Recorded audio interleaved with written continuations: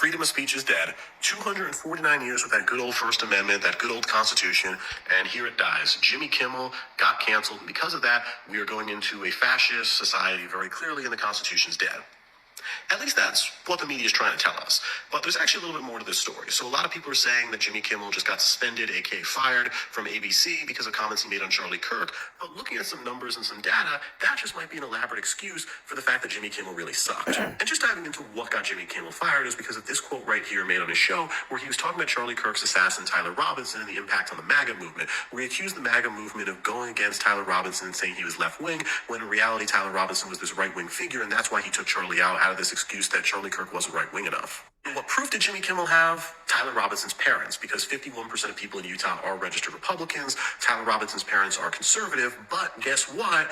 That doesn't mean Tyler Robinson's a conservative. There's no proof that Tyler Robinson's a conservative, and in fact, there's a lot of things that say the exact opposite. Because when you look at it, Tyler Robinson has a lot of photos where he's wearing left-wing Democrat socialist t-shirts. He did have a transgender roommate that a lot of witnesses said was a lover, and there also was a high school student that went viral on TikTok, proved they went to high school with him, and they called Tyler Robinson a Reddit kid. This is something that a lot of people don't understand when it comes to free speech. You have the freedom of speech. They were able to say the shit they wanted to say. You're not free from consequences.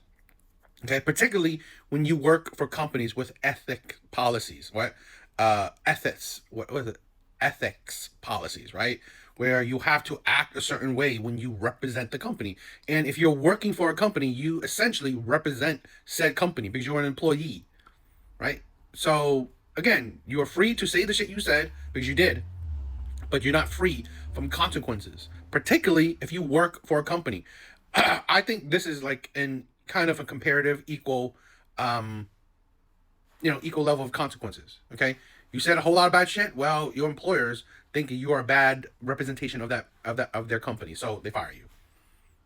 That shit happens a lot. Okay, I don't know. I've seen teachers who do OF and get fired. I mean, it happens. Now, you didn't get killed for it. Great. That would have been an extreme case, right? Just for talking, you get fired. Move on to the next job.